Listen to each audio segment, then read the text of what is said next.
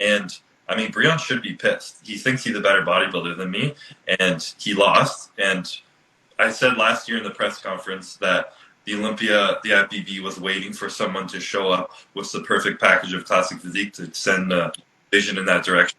And that's what I aim to do in 2019. That's what I continue to aim to do.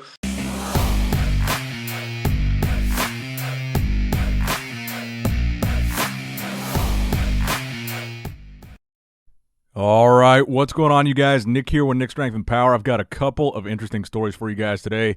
The first story, Chris Bumstead with a pretty complete physique update. And I saw the comment in the comment section there, so I cannot let you guys down. I wanted to give my opinion on this. So what's going on, you guys? Here we go. So my opinion on how Chris is looking, he's really looking massive at this point in his prep, 10 weeks out from the Olympia roughly. He said earlier on in his prep that he was weighing over 260 pounds, which put him at that time 30 pounds above, roughly 30 pounds above his weight cap for Classic Physique, because keep in mind, Classic Physique has caps depending on how tall you are. I believe Chris is 6 foot or 6'1", so he'd be right around that 230 weight cap. So my first impression is that he looks really big. I mean, he looks like he's put on a lot of size. He looks like he's been growing a lot in this offseason. He did an interview recently with the Mr. Olympia, or with David Bay on the Mr. Olympia Instagram page, and he was talking about some of the things that he was really focusing on during this past offseason and during this most recent prep. And he said his two primary objectives are, one, to come in at 100%. He believes he was off last year, even though he won last year. I believe he said he even thought he was like 85% last year. So he's made it clear he's going to be putting a focus on conditioning, coming in sharper, coming in more close to 100%. But also he said one of the things he's focusing heavily on is improving and increasing the size of his biceps and his back. Now in this posing video, obviously one of the main things that stands out here is the fact that he pretty immediately hits a front double bicep. And I honestly do believe that his biceps look like they have grown during this past offseason. His biceps look better here to me. They look a little bit rounder, a little bit fuller. The peaks look a little bit better. And his back, while a lot of people have criticized him for his back being a weak point, I think in the front shots, like you're looking at here, he hits a vacuum pose and a front lat spread. I think his back looks good in those shots because of the fact that the back is responsible, in addition to him having a small waist, the back is part of what's responsible for the crazy V-taper that Chris has from the front. So I think from a width standpoint, Chris already has a pretty good back, but from a detail standpoint, I think is what Chris is really wanting to improve upon, and I think that's going to come along with better conditioning, but also a little bit a training-oriented focus on that. But overall, I think Chris is looking really good here. He's looking really big, and it's going to be an interesting transition because keep in mind, that's a pretty big weight fluctuation, dropping about 30 pounds between now and the Olympia. So we're going to have to see how that translates on stage. Now, also, I wanted to share with you guys a clip from that Mr. Olympia interview with David Bay, where he kind of responds to his rivalry with Breon. Their rivalry this year seems to have been a little bit more heated than it's been in the past, especially since this year he did dethrone Breon. And Breon's been very critical of his lagging body parts, and Chris hasn't really made that much of an outward response to it. But listen to this clip here from the Mr. Olympia interview. Well, I think it adds to the classic look, just the overall classic look. Now, when we talk about the classic look, there was no way I was going to go through this interview without bringing up Breon Ansley. One of the discussions that is had commonly, fans, judges, media people, is that obviously you and Breon have two very different looks. In the same division, Classic Physique, there's one set of guidelines essentially for what the judges are looking for, but two very different looks. And of the two looks, yours is considered to be the more old school or the more classic. Talk to us a little bit about, not so much the mustache anymore, but just the differences in your physique versus Breon. I mean, do you look at him and his strength and weaknesses and try to adjust what you're doing based upon what he's going to bring? No, not at all. I'm not one to look at other people and play my game around that. I don't think it's a fight on stage. I don't think it's like a NBA Finals game or anything like that. It's not really like what I'm going to do to bring up that. It's just I know what I need to bring to be complete on stage and be the best bodybuilder out there. And I've known that since the last 4 years. I know what my points are. They're slowly getting better. I'm slowly getting away at them. But no matter who I'm going up against, my weak points aren't going to change, and I'm not going to change the approach to what I'm trying to. Now, you and Breon are both known very much as being class acts in this industry.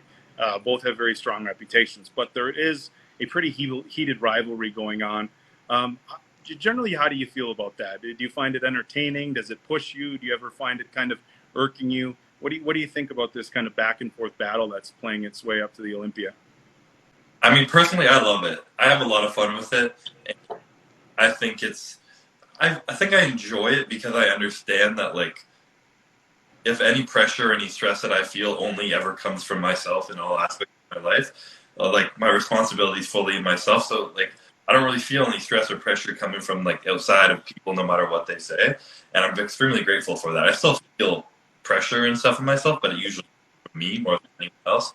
And I'm not 100% sure everyone else is the same as that. So if I can have fun with it and it's not going to affect me, it's going to affect them, and it's all kind of part of the game, then hell yeah, I'm definitely having fun with it. And I think it's good for sure for the sport to have rivalries like this. And I mean, Breon should be pissed. He thinks he's a better bodybuilder than me, and he lost. And I said last year in the press conference that the Olympia, the IFBB, was waiting for someone to show up with the perfect package of classic physique to send a vision in that direction.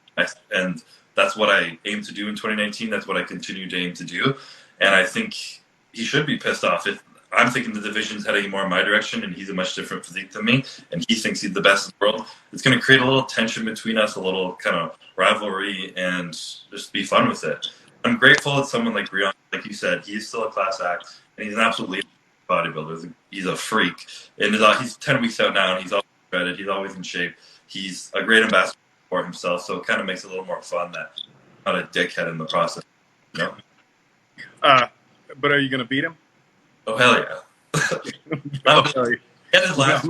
I got to pull clips for this later on this week. I'm pulling your clips where you say no, hell yeah. So, no, do you think it would make the rivalry different if he was just kind of like a dick, you know, like if he just came out? I mean, it's heated because he says he's going to win. You know, I mean, his mentality is the exact same as yours. There's no, I'm going to bring my best package and see where the chips fall and, you know, may the best man win. Breon's attitude is also 100%. He's coming to get his title back. Knowing that he's got that exact same attitude, does that push you harder? Not really, honestly, because I don't think he can, to be completely honest. My motivation is to get a perfect score on the scorecard this year. I didn't have it last year, and it was close. I understand that, but my goal this year is just to have a 5 on the scorecard and walk away with that. And I know what I have to change, and it's got nothing to do with who's in second, third, fourth, or sixth place. What is it? What is it that you have to change? Goals is, I mean, last year I knew I wasn't close to 100% of what I could have been. I was still kind of coming off injuries, stressed about my health, and body wasn't 100%. And hadn't had a 100% off season, and this year I'm way closer to that. I know it's like the perfectionist I am. For me to ever say I'm at 100%, I probably won't. But I was pretty far from it last year, and specifically things that bring up my biceps and my back are the two main things. And I've focused a lot on that in the past year. Changed a lot about my training and kind of the volume and everything I've been putting into it. And I know they've come up a pretty good amount. And the way my body's responding to my diet already, I believe it'll be easier for me to maintain size throughout this prep because I'll be eating more and get more shredded than I was the year before. So that was Chris's response to the Breon situation. Now, in addition to that, I wasn't as interested in this story, but a lot of you guys were sending this to me. It appears that Chris and his former girlfriend, Courtney King, who is a bikini champion, I believe she was Bikini Miss Olympia, they're back together. You guys know they broke up for a little while. It looks like they're back together now. A lot of people were sending me this. To be honest, I didn't even really know they broke up. So it's good to see that they're back together. Now, let's move on to the next story here. So, obviously, this past weekend, you had the Europa Spain. Very interesting show. Very interesting results at that show. And I want to talk about the impact that those placings had on the Olympia qualified list. Now, those lists have been updated, so I want to talk about that and what it means for Ramy and what it means for the point standings and the overall Olympia coming up in December. So, the qualified competitors, you guys already know for the most part most of these names, but we'll go through it one more time. Obviously, 3 guys qualified from Spain. So you have Brandon Curry, William Bonac, Hadi Chupin, Dexter Jackson, Rolly Winkler, Phil Heath, Cedric McMillan, Nathan Diasha, who actually I believe Nathan has said that he's not doing this year's Mr. Olympia, so he's probably not going to be there from what I've heard. Juan Morel, Flex Lewis, Hunter Labrada, Ian Valier, Lee Sung Chol, who qualified recently at that Monster Zim Pro, Antoine Vaillant, who won the Cali Pro. Then you've got James Hollingshead, Lucas Osadil, and Rafael Brandao, who, of course, were your top three this past weekend in Spain. James in first, Lucas in second, Rafael in third, all earning their Olympia qualification. Now, let's get to the fun part, the point standings. And I'm trying to make this as easy for you guys to understand as possible because I know sometimes this whole Olympia qualification thing can seem kind of complicated. But again, the top three people at the end of the season in the point standings, they all get to go to the Olympia as well. And the cutoff date for those point standing updates is going to be the 18th of October. So after this weekend Chicago Pro, nobody else will be, those point standings will not be changing. So whoever's top three after Chicago, those three guys will be going to the Olympia as well, in addition to whoever wins the Chicago Pro. So there will be 4 more names added to the Olympia after this coming weekend. So the main question here is, what does this mean for Big Ramy? Obviously, Big Ramy tested positive. He could not compete in Spain. And right now, he is still third in point standing. So prior to this Europa Spain, Lucas Osadil was in that second place spot. Max Charles was in first. And then, of course, you had Ramy and An Nguyen tied for that third place spot. So now, since Regan Grimes didn't place top three, he has replaced Max Charles with number 1. Max Charles has moved to number 2. Lucas obviously elevated up to qualified competitors. Now Ramy is still in third, and he's tied with An Nguyen. Now, this is bad for Ramy because An Nguyen was recently added to the Chicago Pro lineup next week. So if An places top 5 at the Chicago Pro, he will move past Ramy, and Ramy will be out of the points top 3. Now, also, you've got Justin with 8 points, just 1 point behind Big Ramy and An Nguyen. Now, if Justin doesn't win the show and he comes in second or third, I believe that would put him ahead. I believe that would put him in third. He would be ahead of both An Nguyen and Big Ramy, and they would both be moved down as well. Then you've got the possibility of Sergio doing it, and he's got 7 points right now. So there's a lot of different variables, but more than likely, I think Big Ramy might get bumped off this point standings in Chicago. So the best case scenario to be watching out for in Chicago this weekend, I believe, is An Nguyen not placing top 6 to where he wouldn't earn points to pass Big Ramy, and then Justin winning the show. That would be the scenario, the most likely scenario, where Ramy would still get to the Olympia, because if Justin wins the show, he moves over to the qualified list, he's out of the points, and then An Nguyen, if he doesn't place, it would stay the same. Him and Ramy would be tied for third. I don't know how the tiebreaker works exactly, to be honest with you guys, if they both go to the Olympia or what. I think they might. But if Ramy does get bumped out of that top 3, the question then becomes, what is the likelihood of the Olympia promoters extending him a special invitation? And to be honest, I don't know if that goes through Dan Solomon. I don't know if that goes through Jake Wood, the new owner of the Olympia, or I don't know if that goes through Jim Mannion, the president of the IFBB. I don't know who has to officially approve that. But I'm sure as far as the Olympia is concerned, the people at the Olympia obviously want Ramy there. It's much better marketing if they have Big Ramy in that lineup. So I guess we'll see what happens. I think there's a chance he would get a special invite if he doesn't make it on points. Now, next up in the news, let's talk about some strongman news. So Rob Kearney, he suffered a pretty massive injury. Rob Kearney, professional strongman, was competing in one of the World's Ultimate Strongman events, going for a log lift.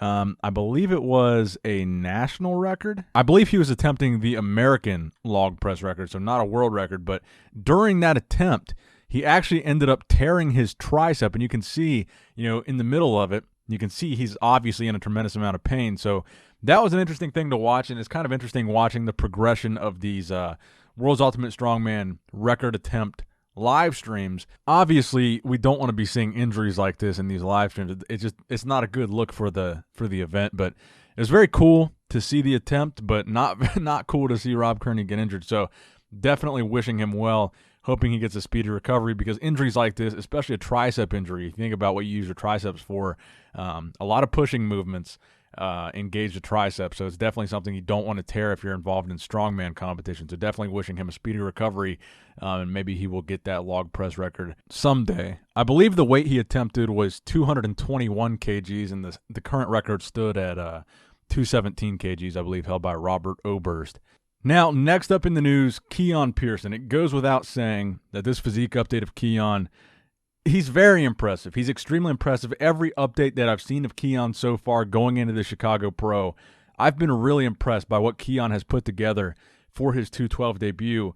In this picture, I don't know if it was the lighting or if it was the angle or what, but he really looks like he honestly, earnestly has the size to compete with these other 212 guys. Now, I think a lot of people were questioning whether or not he would be able to be big enough to hang with these guys because of the fact he was coming from Classic. He was weighing in the 170s in Classic, kind of a smaller guy. But I think everything we've seen from Keone recently indicates that he has more than enough size to hang with these guys. And of course, that's kind of easy to say when he's hitting a front double bicep because that's one of his best poses that he's got, and that's why he hits that pose most often. But as much as I like Keone, and I mentioned this before, you guys got to pay attention to this lineup. You got Noel Adame in this lineup. I talked about this before. If you're talking about size in 212, especially lower body, it doesn't get much bigger than Noel Adame's legs. And Keone, he's got good legs, but he doesn't have the biggest legs. Noel Adame, I think, is going to be one of the biggest hurdles for all these guys to overcome in the 212 Chicago Pro lineup because he is extremely impressive. He won the Indy Pro. He's just a very dangerous 212 bodybuilder. So I don't want to put the cart before the horse and predict Keone is going to win. Now that I know Noel Adame is in this lineup, it's going to be a tough one. So that is going to wrap it up for the video today, guys. I hope you did, in fact, enjoy it. Please give it a thumbs up if you did enjoy it. Please subscribe to this channel if you have not subscribed yet already. We're getting closer and closer every day to that 1 million subscribers. I love you guys. I appreciate you guys. And as always, Nick Strength and Power signing out.